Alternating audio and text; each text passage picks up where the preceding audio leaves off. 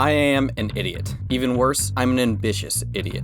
I keep seeing these building videos that say 100, 500, 8,000 hours, but I'm gonna try and do the opposite. In only 7 days, I'm going to build the biggest, the baddest Minecraft cave city humanly possible. That means maxing out the height limit, organics, custom texturing, detailed buildings with interiors, and comprehensive lore. I start Saturday and the next Friday. Doesn't sound so bad, right? Day 1 was simple, build the cave. More specifically, create a huge cavern that fits inside a 32 chunk render distance and goes from the lower build limit to the upper build limit. What? I like having space to work.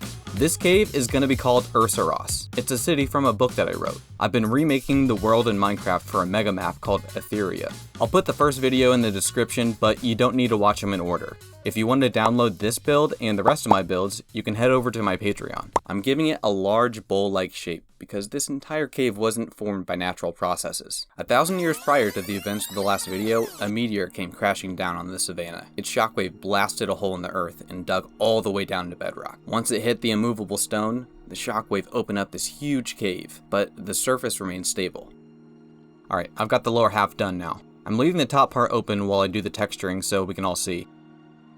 When the meteor touched down, it didn't just leave a big hole in the ground. At the point of contact, there was a single sapling, one that hadn't been seen on this world until now. But with no water and limited sun, the plant started to die.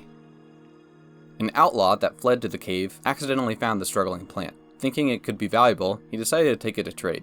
But no matter how hard he tried, he couldn't take it.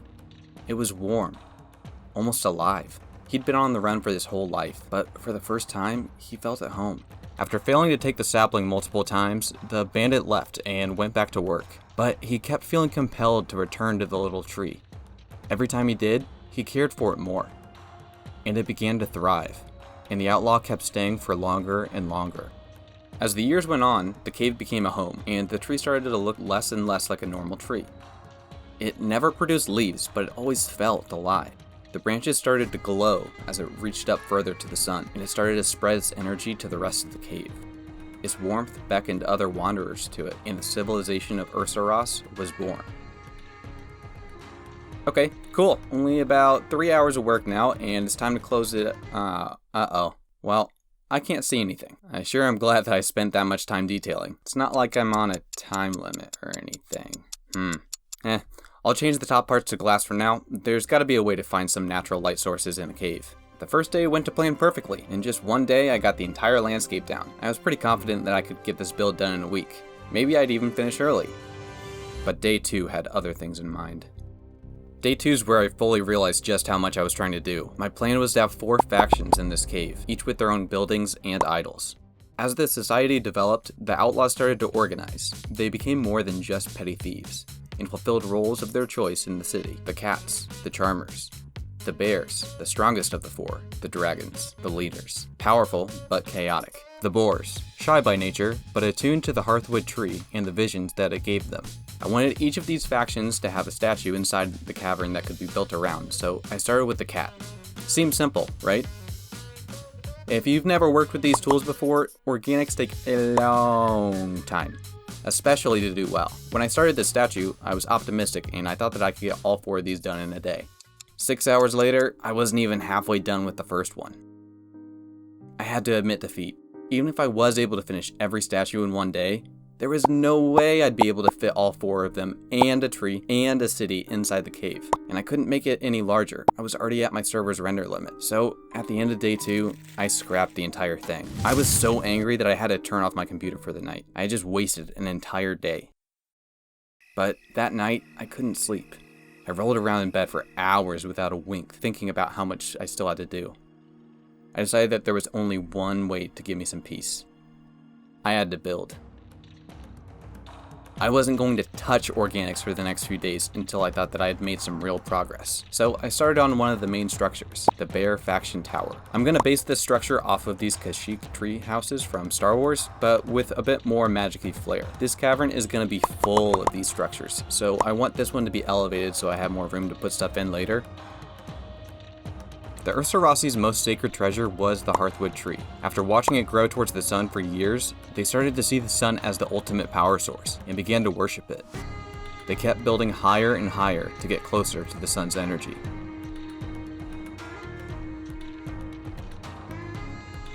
On the bottom part of this structure, I'm putting these symbols, and you might recognize a few of them. I'm basing a lot of Ursa Ross's culture off of Nordic culture and mythology, so these are runes from the Norse alphabet. Each faction had their own runes that correlated to the members' traits.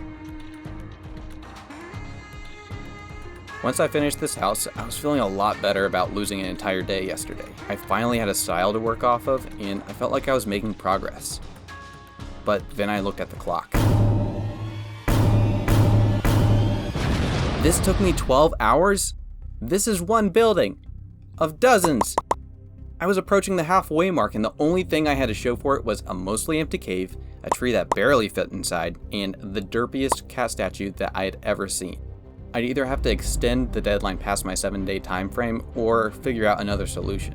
I stared at the tower for a while. I didn't really know what to do, but then I heard a voice. It sounded like an angel. I could speed things up. There's a technique that I like to use, though I wouldn't say I created it. If you make a structure that's big enough and detailed enough, you'll have a lot of different parts that can be taken independently. All you have to do is rearrange them. It's the nuclear option, the yoink and doink, the mashup. And yeah, I can already hear the comments, but that's cheating. World edit isn't real building. And I understand the instinct. I used to say the same thing. And you know what happened? I never finished anything.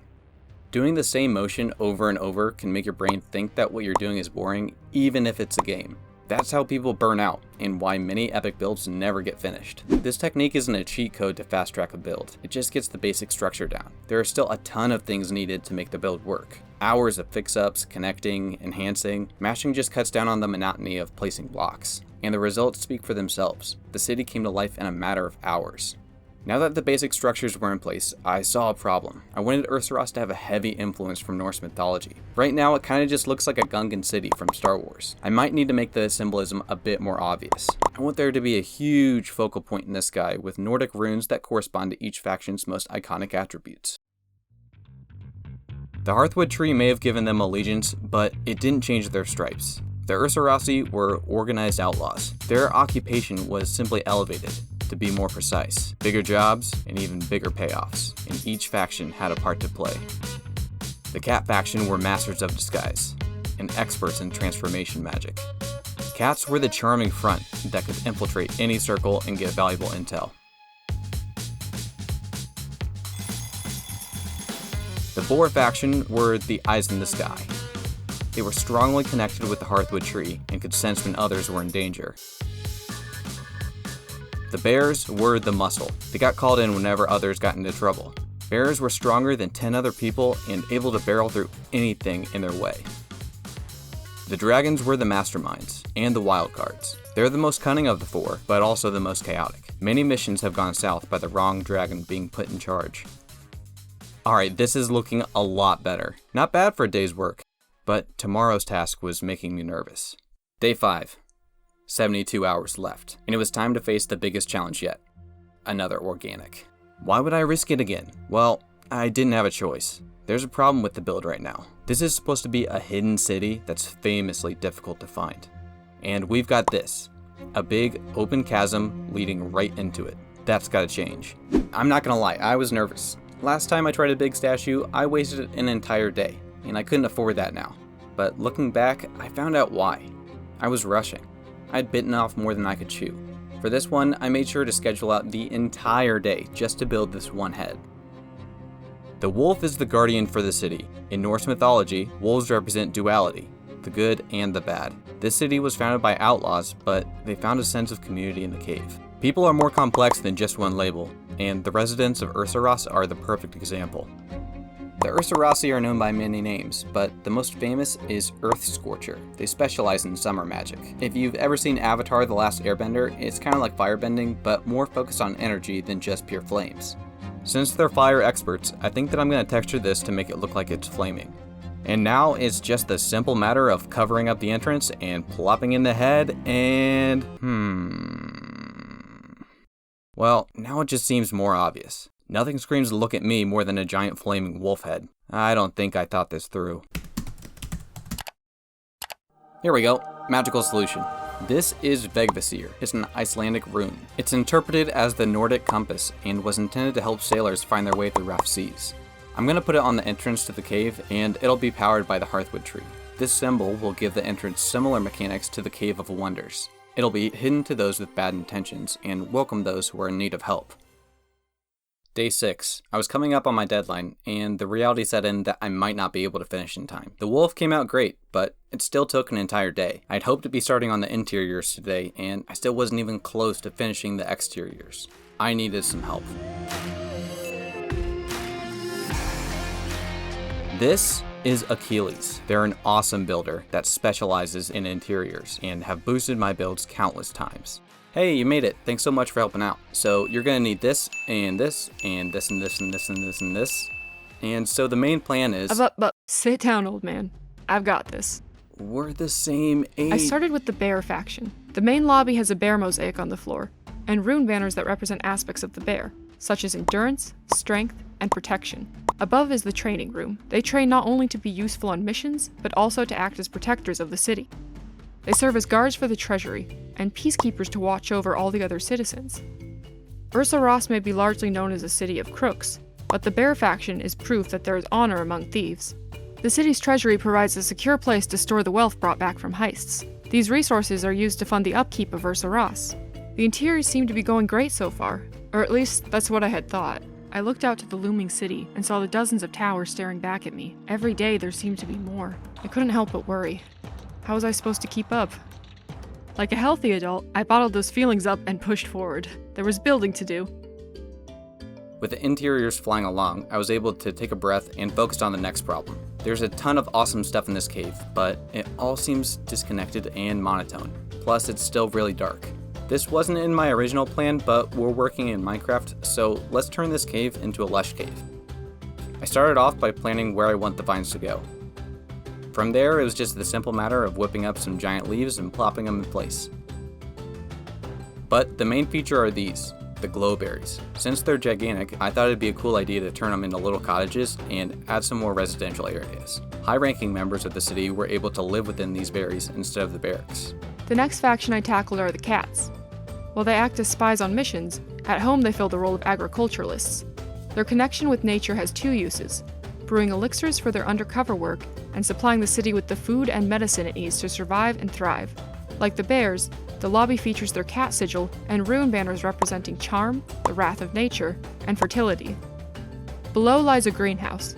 Many exotic plants are grown here, some local to the surrounding deserts, but most are retrieved from far and wide.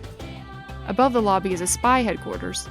Bookshelves hold a wealth of information, and planning boards allow the members to formulate their next heist. The top floor is an herbological laboratory. Some of the more deadly and dangerous plants are grown here, with brewing stands to turn them into potent potions. The giant flower in the center is one of the deadliest in all the lands. Its nectar causes a swift and quiet end. But the cat faction isn't all secrets and harm. The lab is used for crafting medicines, both for the city's infirmary and for any injuries out in the field. After plopping in these berries, I'm having a bit of trouble seeing how people could get to them. Maybe I could make a little parkour section? I'm not an expert on this kind of stuff though. I think I know someone who can help. Hey Wumba, think you could give me some tips? Yeah, what would you like to know? So, I've got this little build. Whoa, wow, this is really cool. I want to make some parkour to these berries, but I've never done anything like this before. Using blocks to shape the parkour and make the jumps doable is a good idea, and sometimes stairs can make the parkour feel easier and more fun. I just wish we had green stairs. You could play around with different ways to enter the house. Warp vines seem pretty cool. Hold on, you can hit space? And you can climb them? I honestly had no idea that this was a thing. I have not played survival in a while. After learning some stuff from Wumba, I decided to do a few on my own. It's a little change, but it makes the vines a lot more immersive. I wonder how Achilles is doing.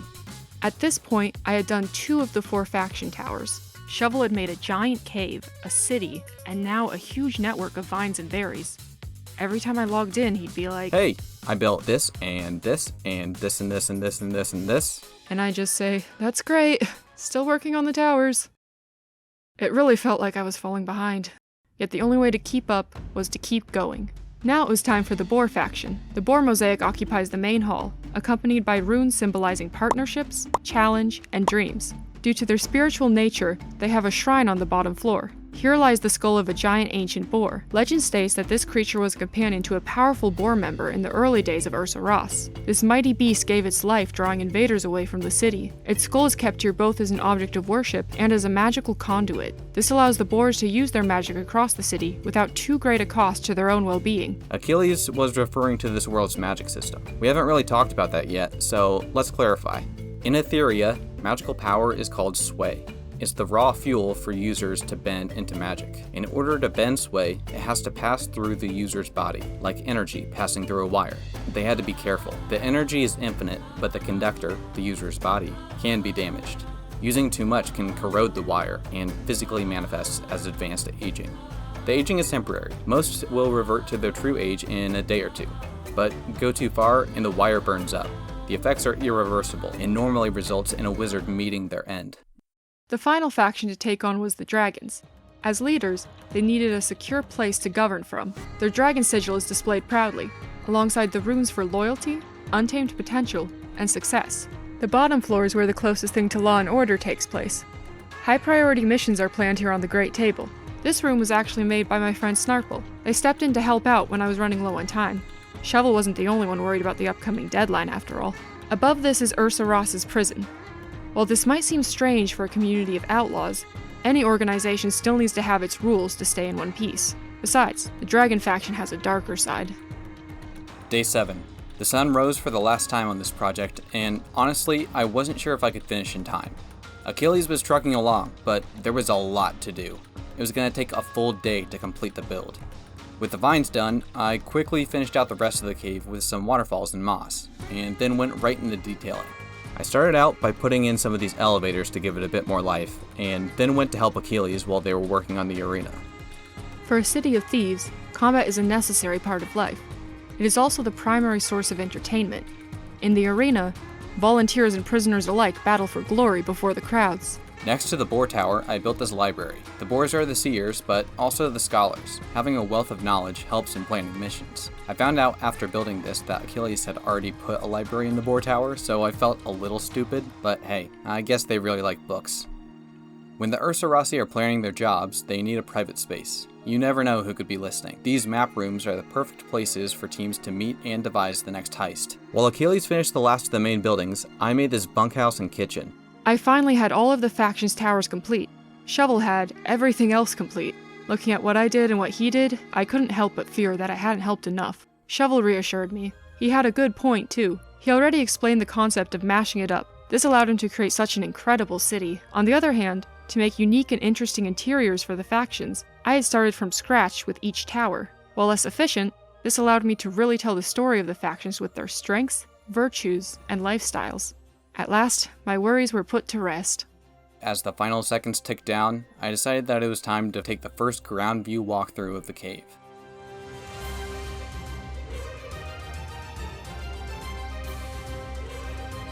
It's not perfect, but I'm extremely satisfied with what I could do in a week. I'll be honest, this place doesn't look anything like what I had envisioned before. It's better. Minecraft has added so much depth just by being able to explore and create this world firsthand. I love being able to feel like I'm physically building the world myself, rather than just sketching it out or making a diagram. There's so much more here. I couldn't have done it alone. Achilles was my savior, a huge help. There's no way I could have done it without them. Make sure that you go subscribe to their YouTube channel. Thanks for watching.